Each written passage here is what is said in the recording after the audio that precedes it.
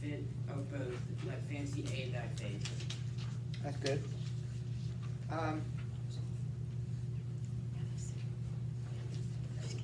I guess it's one of the last times I'll be able to tell this joke, so I better tell it now. You know your theme park? Yes. When I was a kid, they used to have these different things like Disney on Ice. Oh, I Gosh, I went to that. remember Well, I that. thought this would be Souls on Ice. That was They're just so all, fun. all these souls are trapped in ice, and why is that appropriate? Why is the center of hell freezing cold? It's really low down there, Which is typically so- the lower you get in the cave, the colder it There's gets. no, it's actually full. Wait, what did they do? Well, It's hot. I thought you would say it should be hot because, you know, in the center of the earth, right, it should be molten lava. Of course, they didn't know that in 13, 14, but what is the symbolism of the cold?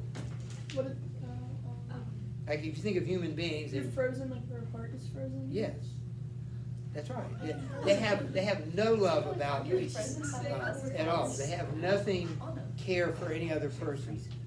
And they see Satan. Satan is this. All right, so we will, and I noticed the apostrophe talks to the reader. Let's turn the page. We'll go to Aiden. Guys, The emperor of the sorrowful realm was there. Out of the girding ice he stood breast high, and to his arm alone the giants were less comparable than to the giant eye. Judge then how huge the stature of the whole that to so huge a part bears symmetry. If he was once as fair as now he's foul, and dared outface his maker in rebellion, well may he be the fount of all our gold. and it was Pilar who pointed out this morning, I thought Satan was supposed to be, we'll find out in a minute what he looks like, and he's pretty foul looking. I thought he was supposed to be the grandest, most beautiful angel in heaven. Well, he makes reference to that. If once he who once was fair, as now he's foul. So as ugly as he is now, he was once on the other end of the beauty scale and was beautiful. That's how far he's fallen. And marvel 'twas, out marveling a million, when I beheld three faces in its bed. The one in front was scarlet like vermilion, and two, mid-centered on the shoulders, made union with this, and each with either fellow knit at the crest, in triune junction wed. The right was of a hue twixt white and yellow, the left was colored like the men who dwell where Nile runs down from source to sandy shallow. From under each sprang two great wings that well befitted such a monstrous bird as that. I never saw ship with such a spread of sail. Plumeless, like the pinions of a bat, their fashion was. And as they flapped and whipped, three winds went rushing over the icy flat and froze up all countenance. And he wept from his 6 eyes, and down his triple chin runnels of tears and bloody slaver dripped. Each mouth devoured a sinner clenched within, frayed by the fangs like the flax beneath the brake.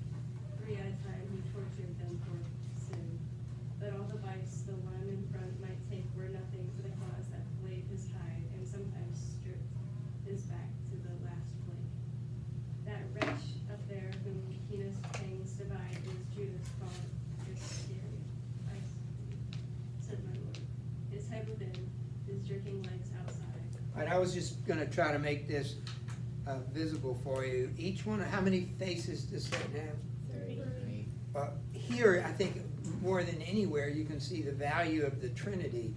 In fact, if you use the word Trinity, you realize Satan is part of the unholy Trinity. There's in the book of Revelation a dragon, a beast, and a prophet. I think Satan is the dragon, and there's a beast that's the Antichrist, and then there's a prophet, which is sort of a part of the Antichrist. But anyway, just as there's a holy Trinity, Satan is described as an unholy Trinity, 3 faces. Yes. There's a theory I saw online. I don't believe it necessarily, but I think it's kind of fun. It's that Mark Zuckerberg is the Antichrist in the Bible. Well, the Bible also says there will be many antichrists before there's the one Antichrist. Right. So the Antichrist will be the great world ruler. He'll be very attractive, very pleasant up to a point. Well, okay, well, they know if they're the Antichrist. The Antichrist, just like every other person who's not a believer, essentially serves Satan. So they may or may not know that, but they are being deceived by Satan just as anybody else would be. You know? So they may think they are, may not know. Just make a note of this. This is the three faces. I've got to look at this so I don't get it wrong. Each one of these faces represents one of the sons of Noah. And the three sons are Japheth,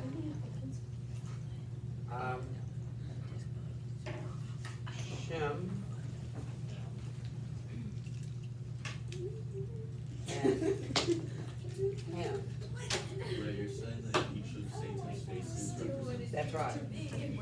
Why is that the case? Because it was only Ham who it was only Ham who like uncovered his father when he got in trouble, and it's just that like actually respected his father and walked it backwards and didn't go back.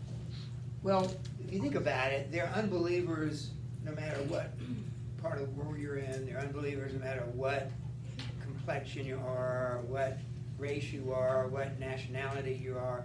So that's the point of this, that each of these represents, I mean, this would be Europe, Asia,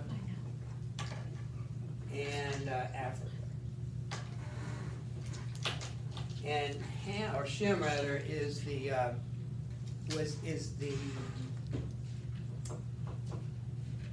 son that produces the messianic line. And it's fascinating to look through the Old Testament and see how much trouble God went to preserve the messianic line, so that one day Jesus Christ could be born from this particular line of descendants. And you see that in Luke and Matthew. They have the line of descendants of Jesus. But we just had a sermon in our church about Ruth. Think about it. Ruth is a Moabite. She's not even Jewish. And she marries a young Jewish, maybe not so young, Boaz. And they produce, let's see, they produce Jesse. They don't produce Jesse, but they produce Jesse's father. Then who produced Jesse, who produced David. David is obviously in the line of the Messiah. My point is that God went to a lot of trouble to let Jesus be born of Joseph and Mary in Bethlehem. It was really important for him that he was born from the line of David. And so it's a reminder that he never lets us go either. But those are the three faces. Each has a center. Frankly, I can't remember which is which, but the centers, what are the three centers? Well, we'll have to read to figure that. Ben, you're going to read for it. I think that's each face, each mouth represents one of the three groups of human families in the world. Each represents also eating one of the sinners. There are three sinners. So, Ben. As for the pair whose heads hang hitherward, from the black mouth the limbs of Brutus sprawl. See how he rides and utters never a word. And strong-thewed Cassius is his fellow thrall. But come, for night is rising in the world. Once more we must depart, we have seen all. Okay, before we go on, note that's the end of the book in a sense. We've seen it all.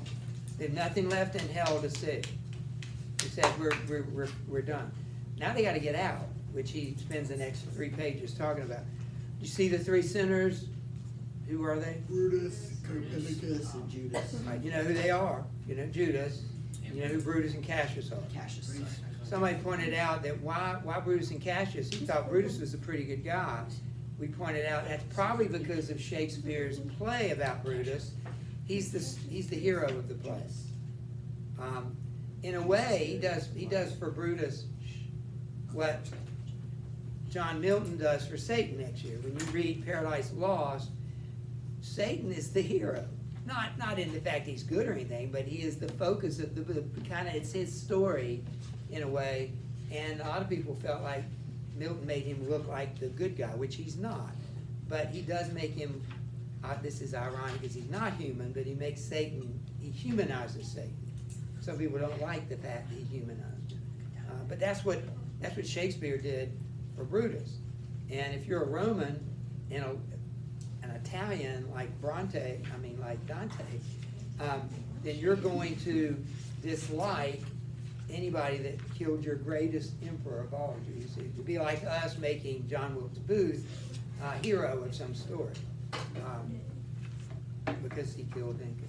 All right, so Ben's going to continue. We're going to get another pic. Oh, by the way, I can't explain where she gets these numbers.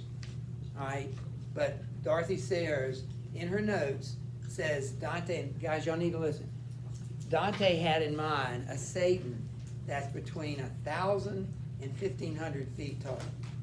So that would make him as big or as tall as the Empire State Building. That's kind of. Whoa. I don't know where she gets that, but that's looking at the dimensions and Oh, everything, that's what she figured. His wing tip to wing tip. Oh, by the way, I left out something here. Each face has 2 wings. So there's 6 wings, and Each they're, face has a wing? So they're like flying faces? they're going like this, and that's one reason it continues to be really cold. That's the air conditioning of hell. That cold wind keeps blasting. So it's like just like a head with like wings? A head, 3 faces, a head with 3 faces on the head. Oh. And each, So each of those, like Yes. the red head, that's like 3 That's red right. faces? This is gonna be a problem. these are the 3 faces. Oh, so they're like all 2 wings, 2 wings, and 2 wings. So there's 6 wings up there. Okay, I think the 15,000 feet is gonna cause a problem. I think how much that would cost. 1,500, not 15,000. Think how much that's gonna cost, like that much concrete to build a giant one of those. That's your problem, not mine. Yeah. Can I read after Ben? Wait, finishes this Yeah, page? go ahead. Alright. Then as he faded about his neck, I curled my arms and clasped him, and he spied the time and place, and when the wings were wide and unfurled, set him upon the shaggy flanks to climb. And thus from shag to shag descended down, twist matted hair, crust of floating round. Stop. All right, Satan is also described here as a satyr. Half man, half goat. I used to. And I don't mean greatest of all times either. And think about it, that's the popular version, the cultural picture of Satan was always, even the Satanists themselves use the goat head and the goat imagery. So he's got a shaggy hide. Problem with Satan, he's right where they need to go. He's right in the center, that's where they need to go. So they go over to Satan, they grab him where they can. They don't have to climb to the top, they just grab him where they can and start climbing down. So the picture is Satan, these two are climbing down Satan, right? They want to climb through the center of hell. Keep reading. They're just like climbing on him? Yes. And when we had come to where the huge thigh bone rides in the socket, and the haunches swell, my guide with labor and great exertion turned head to where his feet had been, and fell to hoisting himself upon the hair, so that I thought us mounting back to hell. Hold fast me, for by so steep a stair, my master said, panting like one full spent, needs must we quit this realm with all despair. Okay, so they're climbing down Satan, and all of a sudden, he sees Virgil turn what looks like upside down. So you go up a ladder, and you come down the same way. You imagine going up a ladder, and then at the top, turning around and coming down the ladder. That was the feeling that Dante got, that they're now climbing down, going head first. What's gonna happen? And he says, they turn around, and they start climbing, so he gets confused, and he says, are we going back up? Like we just crawled down, are we now turning around to go back up? You'll see what happened. At length, emerging through a rocky vent, he perched me sitting at the rim of the cup, and crawled out after, heedful how he went. I raised my eyes, thinking to see the top of Lucifer, as I had left him last, but only saw his great legs sticking up. All right, so they climb through, they get off of Satan, and he looks up thinking, okay, I'm gonna get to see where I've come from. I see the head of Satan, but instead when he looks up, he sees the legs of Satan. And if I said, dumbfounded and aghast, let those thick-witted gentry judge and say, who do not see what point it was I passed. Upon thy legs, the master said, said, the way is long, the road rough, going for the feet. And at mid-terst already stands the day. For the place we stood in was by no means fit for a king's palace, but a natural prison with a vile floor and a very bad place. Thanks. Yeah. One moment Sarah said when I had reason, before I put myself into this, light in my darkness into the word and session, kindly explain what's happened to the eyes, what's turned him upside down, or an hour thus whirled the sun from dusk to the dawning sky. Thou thinkest, he said, thou standest as before yon the centre, where grasp the hair of the ill worm that paces this world's floor. As long as I descended, thou wast there. But when I returned, then was the point passed by toward which all way bears down from everywhere. The other hemisphere doth overlie antipodal to which lands root in, and under those myriaden came to die, the man born sinless, and who did not sin. Thou hast thy feet upon a little sphere of whose spar side Judecca forms the skin. When it is evening there, it's morning here, and he who held our ladder was stands still, fixed in the same place, and does not stir. Okay, so when they went through the center of hell, of course now, if you were standing on Antarctica at the bottom of the earth, would you be upside down? Yes. No. Of course not. You would still be standing straight up. So he's just trying to make that point. When you go through the center, you're not going to be upside down when you come out the other side. You're going to be standing straight up. Yeah. Also, it's true, like he said, when it's evening here, it's morning there, and vice versa. If you go to the opposite side of the earth, Japan, China, where would be the opposite side of where we are right now? Wouldn't it be about 12 hours ahead? So wouldn't it be about 11:20 at night, 12 hours ahead? And so at some point, if you keep going west, like if you go a little bit further than that, it's going to be tomorrow morning. So while it's today here, it's tomorrow there. If you ever watch, it's about all the excitement that we get on New Year's Eve, is they'll show, they'll show different places where the New Year's hit. It started like Italy, and then they'll go to England, and it's already the next day over there, and it's the sun or the sun moves. Anyway, that's what he's claiming. It's true. It's 12 hours difference in a new day. Oh, did you know that they actually knew even before the satellite pictures, since the ancient Greek times, they were able to figure out that the Earth was a sphere, not flat? Yeah, they did all the math stuff, but now people are still doing the whole, oh yeah, Earth is flat, look at it. Just look around to you. Well, you see how you could have figured out if you stood on the beach and looked to the end, and then you started toward that, and you never came. It looked like the end was right there. See, I see it. I see where the end of the earth is right there, and you never get to it. It seemed like that might prove something. By the way, the Bible talks about in several places the earth being round. Isn't that interesting? Old Testament, book of Isaiah. The sphere or the circle of the earth. You can also make the earth a sandwich. Two people on the very opposite side of the world drop a piece of bread at the same time. Yes, people did that. It was on a Mr. Beast video from a long time ago. Okay, you're gonna finish for it, right? Yeah. Who was reading? Whoever was reading. Liza was reading. Reading? Liza? This side of the world from out high heaven he fell. The land which where he stood forth fled back dismayed, pulling the sea upon her like a veil. And sought out our hemisphere with equal dread, for like that heap of earth which still is found inside. Rushed up, and so this void was made. There's a place low down there underground, as far as Beelzebub, as tombs deep, not known to sight, only by the sound of a small stream which trickles down the steep. That's Lethe, by the way, the fifth river in hell, Lethe.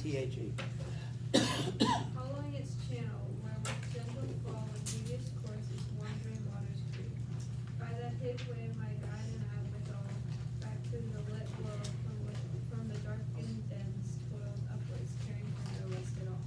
He first I following, till my straining sense flew from the bright burden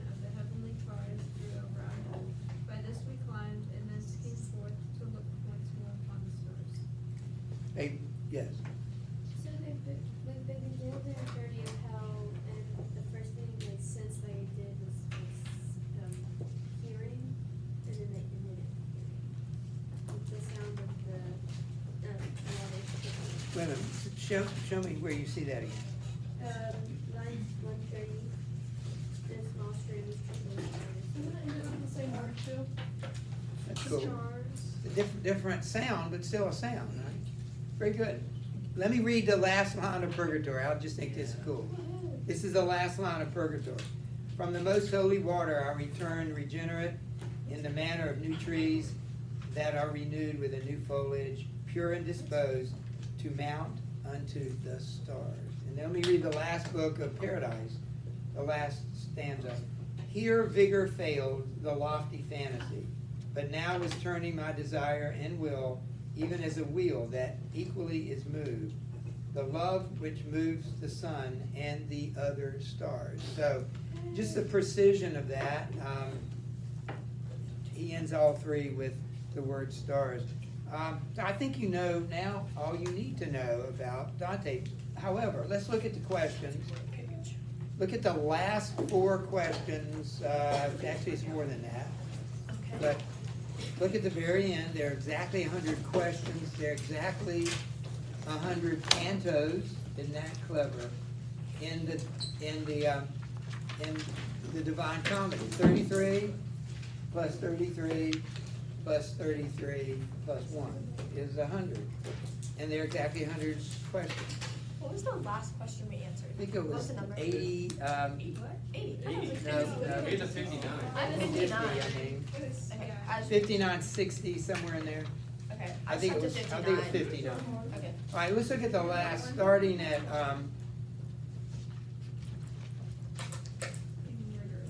I guess we could start at 94. The cold, it's not asking you a question, it's just your opinion. But remember, it's primarily frozen, the river Caucasus, primarily frozen. Number 95, I think I would like to come back to that because I haven't figured out the answer yet. I don't see the answer in those lines. It says, how is Dante changed? And so I'd like to come back after I look at the lines they give you. Yeah. We did 94. We're skipping 95. 96 describes Satan. There he is, 3 faces, 3 colors, shaggy hide like a satyr, 1,500 feet tall. 97, who are the 3 sinners? We know that. Why are these 3 chosen from among all others? We can figure out Judas, and now that you know the Italian connection or the Roman connection, you can figure out why Brutus and Cassius are there. 98, Virgil notes the night is fading, leading to Easter Sunday. How does this parallel Dante's transformation? Why is it appropriate that the story ends on Easter Sunday morning? Because they're rising from hell, so I guess Jesus did too. Yeah, and he has now been resurrected in a sense. He went to hell, Dante, and he came back. Dante was lost in the woods. Now he's on his way to once was lost and now I'm found. What about? He was Brutus's co-conspirator. Yeah. Was this the first Easter Sunday, or was it like? No, the Easter Sunday 1300. Remember, the book takes place in 1300. There'd been 1300 approximately Easter Sundays prior to that. 99. How do Virgil and Dante leave hell? By the river Lethe. Explain how hell is situated with regards to the earth. Well, remember, hell is opposite purgatory. So hell lines up from Jerusalem to hell to purgatory. It's one straight line through the center of the earth. Purgatory? Yeah, I mean, look at the very first page of the book. Not page 70. Look at page 70.